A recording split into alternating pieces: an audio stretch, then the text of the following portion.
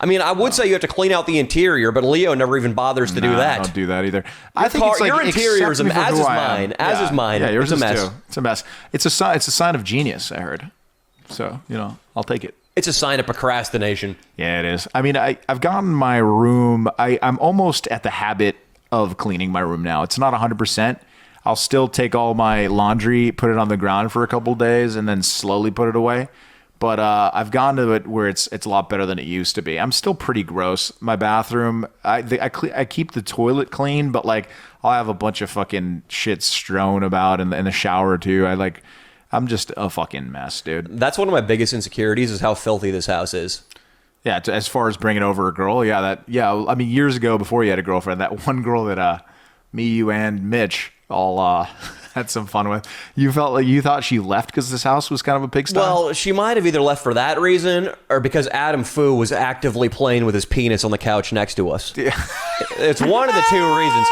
But at that point, our house was even filthier than it is now. Dude, she was a trip, man. I mean, she was living with this like rich writer when I was living at my dad's second house up in Studio City in the hills. He was like he had probably like a $2 million house up there, and he was a writer for Universal, and he had two random women living with him, and he was in a throuple with another dude with one of the girls, and she said she just lived there, but we all know it. Of course. She's probably blowing him. She's coming back with Papa Mullen from a bar. And she used to just she puts out. Yeah, exactly. And she would blow me in the midst of all that.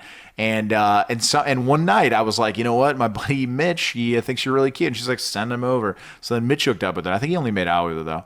And then in the fate would have it that you took her home from a bar.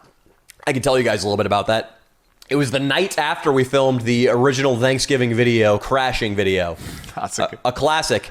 It's a complete classic. You know what? It might lend some credence to Leo's theory here. Leo's number 4 on his list because you know what roped her back to this place? What? We were talking about Charles motherfucking Bukowski. See, dude, absolutely. She was smart, dude. She was cool, man. A lot of times I'd go over there depressed and she had champagne, and we would just like I would sit on this guy's balcony, this beautiful house, like he wasn't home, and we would just like have champagne and on a Wednesday at fucking 10 a.m. It was fun, man. If a girl feels strongly about any artist, musician, painter, and you know a little bit about that artist, painter, musician, just a little, you are in. And with, of course, my knowledge of Bukowski far eclipsed hers. Yeah, insane amount. She came back here.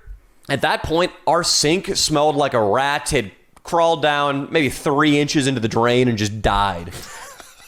And even now, we get our service from the maids about once a month, but we all, and I wish I could speak up about this, we all use one bathroom inexplicably because there are 2 in this house, and it's the one right outside my bathroom door right outside my bedroom door that my girlfriend uses.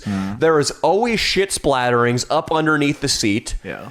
There is always shit caked around just because my roommates, they eat like fucking animals. They do, dude. What is it? Chinese food Mondays and Chinese food Mondays. Yeah. Which of fried wontons and orange chicken. It liquefies, then splatters across my porcelain. Jesus. And then also out on the streets.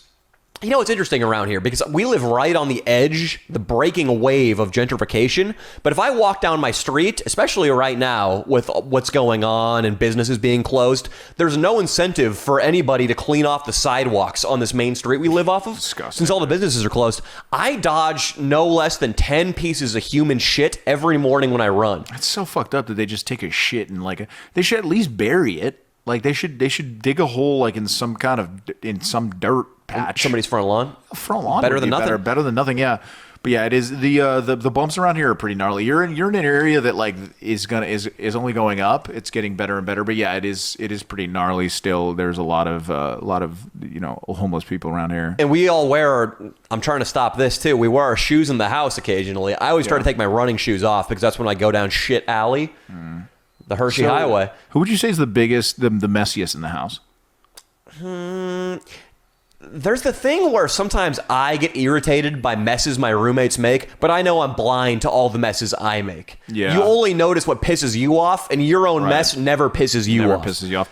I have to say, man, Mitch is pretty meticulously neat. It's awesome. He'll get pissed about really little things, but like I said, it can get to him. Like, look, I'll clean. I try to keep common areas clean. I always have kept common areas clean, but like I still, if the kitchen is a mess, which is it's kind of rarely a mess. Like I've at least trained myself to clean it right after. But like he'll get on me about like little things, and sometimes those are like we fight about it. Yeah. We had a fight recently. Like I was on edge because of everything that's been going on, and like there was like one splatter of salsa, of like sauce, like spaghetti sauce in the microwave. And he was like, "Did you fucking use the microwave?" And I was like, "Yeah, I did." And he was like, "What is this?" And I was like, "The one splatter of spaghetti sauce." I was like, "Dude, that's not going to do anything to the meal that you're about to nuke in there. Like, relax." But I said it in a very mean way because I'm an asshole. Still, though, that is a meticulous roommate you have. He's very meticulous. Like, his room is like the neatest thing I've ever seen, dude. He has everything lined up. Like, it seems like he has OCD, but then what I ended up finding out is that he grew up in like a house that was so messy. Like his mom and dad are unbelievable messes that he just like went the opposite way completely. And so does his sister. Yeah. Don't start fights with him over cleanliness. I know, dude. Never start fights with your roommates. It's always better. We had a bad one, but he got really drunk and it was like you can apologize, and it kind of broke up. You guys had a bad fight about the splat of spaghetti sauce? Yeah. I told him I'd put the new softball bat that he just bought up his ass. Did you really say that? Yeah. Why do you do that? I was really hurt at the time about what was going on in my house with my mom and stuff.